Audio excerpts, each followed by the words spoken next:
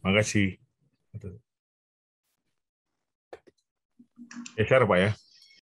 Eh, Baik, di sini sudah saya jelaskan bahwa judulnya adalah yang berhubungan dengan kusta dan bagaimana kita membangun orang yang mengalami kusta itu dan disabilitas bersama-sama ya dalam membangun ekonomi dan kesehatan masyarakat di komunitas kusta kota.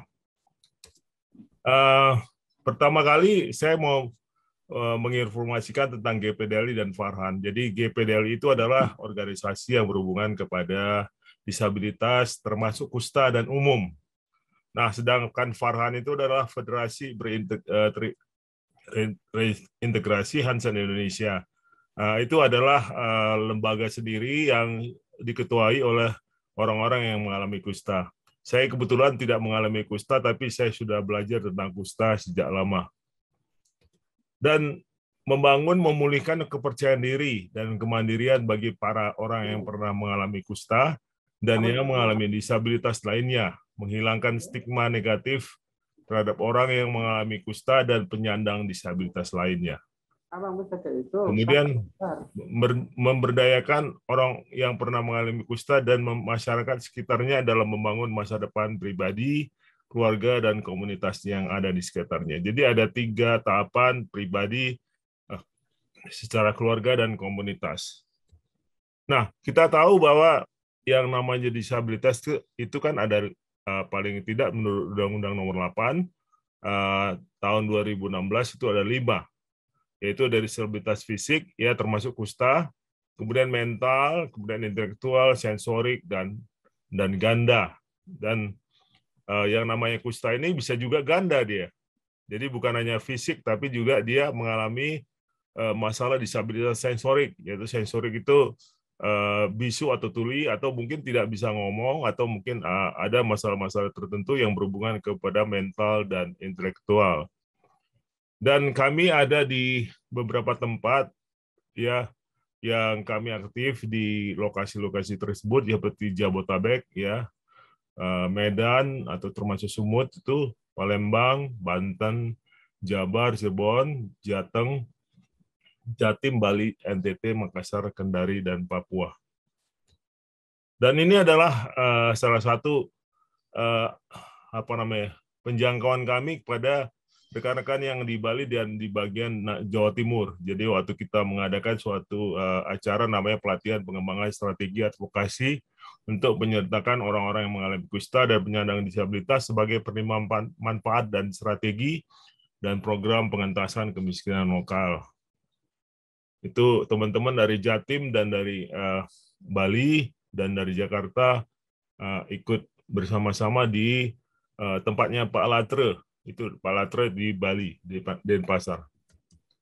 Kemudian kita mengadakan kerjasama dengan Bapak Alex, mengadakan suatu pembicaraan mengenai kusta di sebuah televisi tentang bagaimana situasi kusta saat ini. Nah, key points-nya adalah negara yang maju adalah mengedepankan kewarganegaraan dan memanusiakan manusia. Jadi antara filosofi dan implementasi klop dan ada akuntabilitasnya. Jadi konteks yang kedua yang kita lihat adalah studi akuntabilitas mengungkap kesenjangan keimplementasi bagi warga negara, yakni bagi yang kurang paham haknya dan daerahnya alami kesenjangan infrastruktur kesehatan dan ketenagakerjaan, artinya sektor informal dan disabilitas masih lebih sulit dari situasi yang ada dari yang biasa. Dan ini dari pemaparan yang disampaikan oleh Ibu Dina Praptoharja.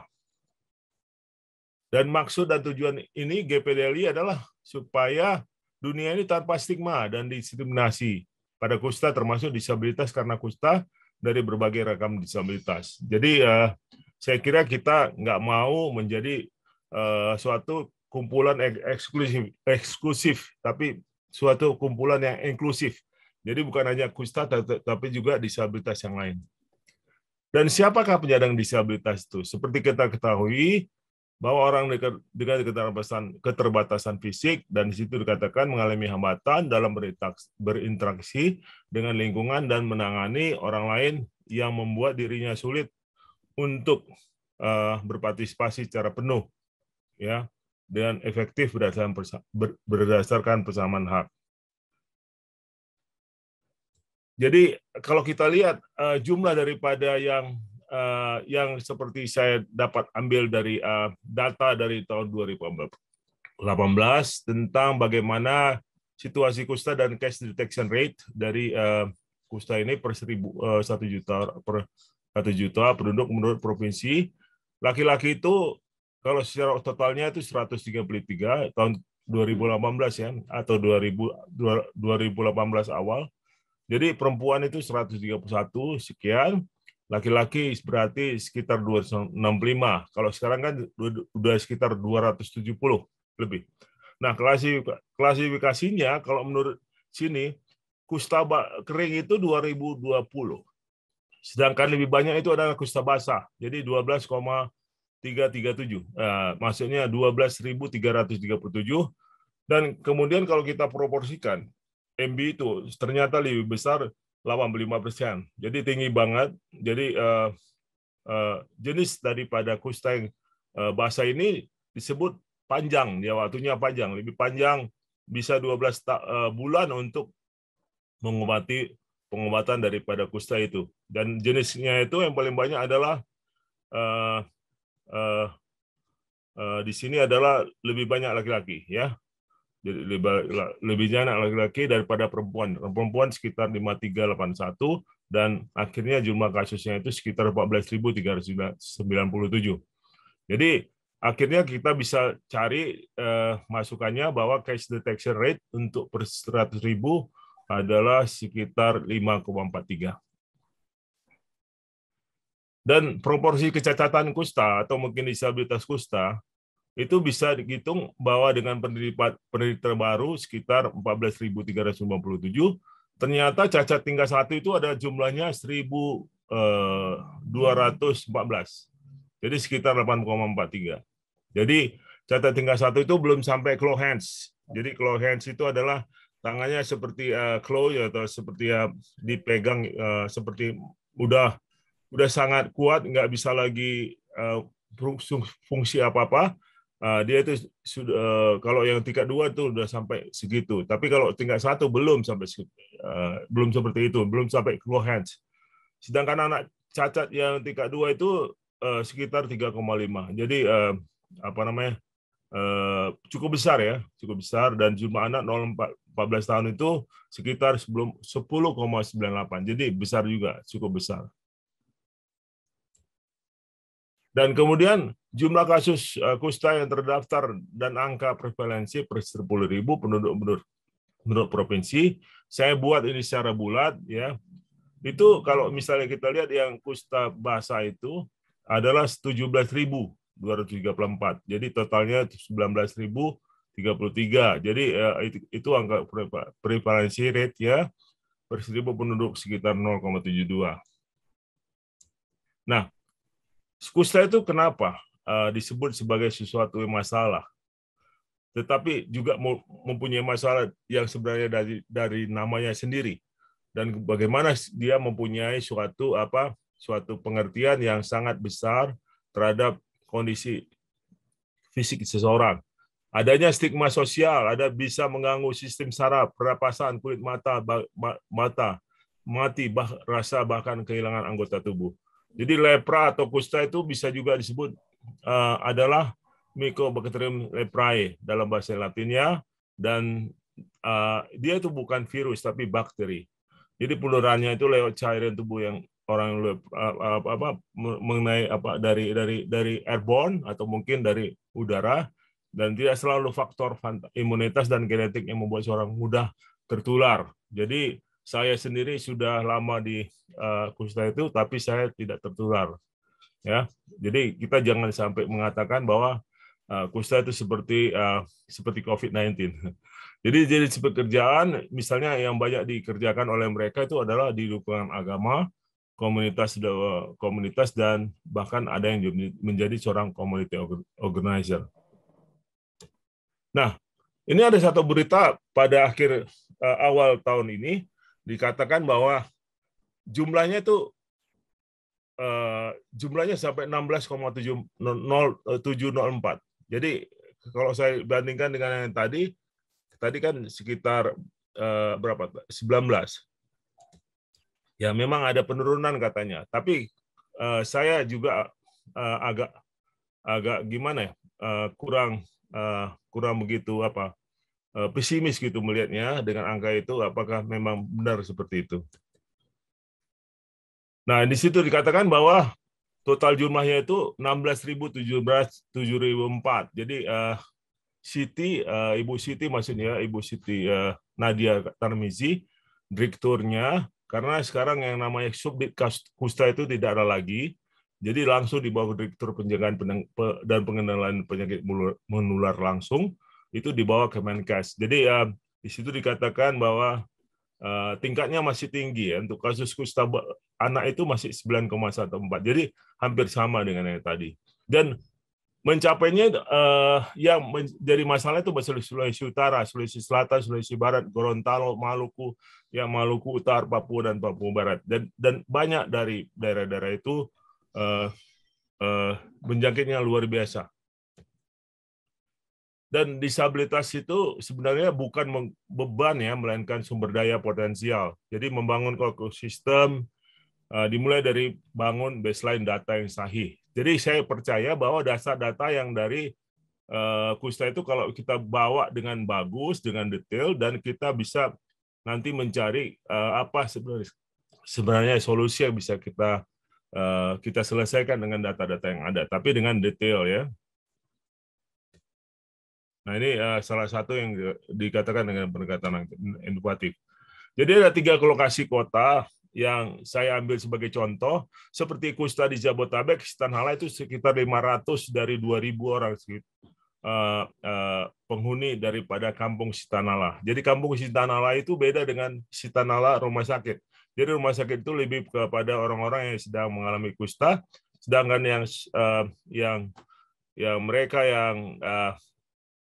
yang sudah selesai, mereka tidak mau ke masyarakat kembali karena mereka itu lebih senang tinggal di sana. Jadi banyak sekali orang yang mengalami kusta itu tinggal di Sitanhala. Sama dengan di Jongaya di Makassar, itu sekitar 300 lebih. Dan itu merupakan suatu masalah tersendiri. Dan yang kedua yang kita lihat adalah self-care atau self-help, yang memang mereka ini adalah kelompok-kelompok yang ada di puskesmas kota. Seperti kami di sini ada puskesmas yang ada di Jatinegara yang kita kerjasama dengan teman-teman, tapi sekarang lagi alfa, nggak tahu ini apakah masalahnya di pemerintahnya atau mungkin di komunitasnya. Kita akan terus mau coba bangun kembali. Dan yang ketiga, masyarakat yang hidup di tengah-tengah masyarakat. Jadi mereka yang kusta itu yang tidak sama sekali ikut dalam kelompok-kelompok ini. Jadi ada 3 kelompok yang sebenarnya harus kita waspada. Nah ini kemarin dalam pertemuan yang diundang ya, kami diundang dari Kementerian Kesehatan dan dari Bu Angki. Kebetulan Bu Angki adalah partner kita juga yang mengajak kita untuk bekerja sama untuk ini melihat cari suatu contoh bagaimana kita bekerja sama dengan teman-teman di pusat vaksinasi. Dan disinilah kerjasama yang sebenarnya bisa kita bangun, tapi ini belum terjadi. Kita mau coba seperti ini kita lakukan di komunitas yang sedang dikerjakan sekarang daripada disabilitas visa vaksin, staf khusus Presiden, yaitu menjangkau bagaimana sekarang Jawa dan Bali itu harus diselesaikan dalam 1 bulan ini. Tapi memang mereka belum, maksudnya kami belum mencapai suatu titik yang secara pasti akan membantu secara total di lapangan. Nah, ini salah satu yang bisa kami lakukan, yaitu dengan beberapa bantuan channel-channel dan juga hubungan-hubungan kami dengan beberapa kampus-kampus, dan termasuk pada saat ini kan kami kerjasama dengan TFI atau mungkin di bawah daripada BINUS University. Saya melihat ini adalah sesuatu yang bagus, tetapi ini masih kurang dan perlu dikembangkan lagi kerjasama kolaborasi yang lebih besar lagi supaya lebih baik lagi ke depan. Nah, ini adalah strategi percepatan vaksinasi yang kami usulkan, yaitu dari segi evaluasi layanan statis dan layanan dinamis. Layanan dinamis di sini maksudnya dengan kita menjemput bola. Jadi kita datang ke tempat yang komunitas kusta yang tadi saya sebutkan sebagai orang-orang yang ada di kampung-kampung kusta, terus kemudian kepada kelompok-kelompok yang dikatakan apa namanya self-help group ya atau self-care group. Nah, ini beberapa bantuan yang bisa kita develop dengan teman-teman, dengan segala kelompok dari network yang ada di kita. Termasuk dashboard yang kami berikan sebagai suatu solusi yang bisa dipakai ke depan. Nah, tetapi kita bukan hanya bicara Jawa dan Bali, tapi kita bicara Indonesia. Dan setelah Oktober kita bicarakan kepada sesuatu yang lebih besar lagi. Dan kita melihat bahwa Indonesia yang namanya kusta masih banyak sekali di sekitar Indonesia Timur. Dan ini adalah suatu tantangan bagi kita semua. Bagaimana kita untuk menjangkau orang-orang yang mengalami kusta di kampung-kampung atau mungkin di desa-desa atau bahkan di dusun-dusun yang sangat jauh daripada ibu kotanya atau dari kota provinsi. Dan kita lihat bahwa CDR atau case detection rate yang paling tinggi itu di Indonesia Timur. Tetapi stigma dan diskriminasi terjadi bahkan lebih tinggi daripada Indonesia Barat. Nah, distribusi vaksin dan kesenjangan antara yang disabilitas dan tidak disabilitas masih sangat tinggi. Ya, juga bagian masih banyak yang dipasung. Dan ini yang sangat menyedihkan bagi kita, bagi kelompok kami, bagi kelompok daripada organisasi antara GPDL dan Farhan untuk tetap kita kuat untuk mengadvokasi masalah ini. Ini adalah satu gerakan yang kami lakukan dengan Zoom dan kita lakukan secara berkala. Yang terakhir ini adalah tentang peran perempuan dalam menjaga protokol kesehatan dan mentalitas dalam menghadapi pandemi COVID-19. Dan ini adalah dari kelompok daripada yang bergerak di komunitas yang bekerja sama juga dengan kami untuk mencapai orang-orang yang disabilitas yang ada di Jabodetabek, dan kami mengharapkan juga dari mereka untuk bekerja sama di tempat-tempat lain. Nah, salah satu yang peningkatan yang saya sangat penting ada di sini adalah bagaimana kita membangun suatu tema atau mungkin suatu pendekatan yang kooperatif ya, dengan adanya dengan perkumpulan otonom dari orang-orang yang bersatu secara sukarela untuk memenuhi kebutuhan dan aspirasi sosial, ekonomi, dan budaya. Jadi bersama melalui perusahaan yang dikelola dan diawasi secara demokratis. Jadi itu saya kira mungkin suatu solusi yang baik untuk mencapai teman-teman yang mengalami kusta yang masih belum terjangkau oleh transportasi. Dan bagaimana kita membangunnya, ya, menghilangkan disinformasi tentang kusta. Jadi vaksin, tentang KIPI, tentang masukan tentang pekerjaan atau produk yang dijual, itu sering kali sebagai suatu stigma, ya, suatu diskriminasi. Terus kedua, memikirkan teman-teman kusta yang harus divaksin secara segera di luar kota, dan banyak yang tidak memiliki KTP. Menjadikan rekan-rekan kusta yang sudah divaksin sebagai pendamping sama yang mengalami kusta dan belum divaksin. Dan yang keempat, menjadi sehat semua dengan bekerja sama dengan pendekatan Pentahelix, termasuk pemerintah, LSM, termasuk CSO, organisasi kusta, dunia usaha, akademisi, civil society, dan masyarakat sipil. Mungkin itu saya kira itu aja mungkin dari Pak masukan kami. Jadi we stand for disability rights. Itu aja Pak.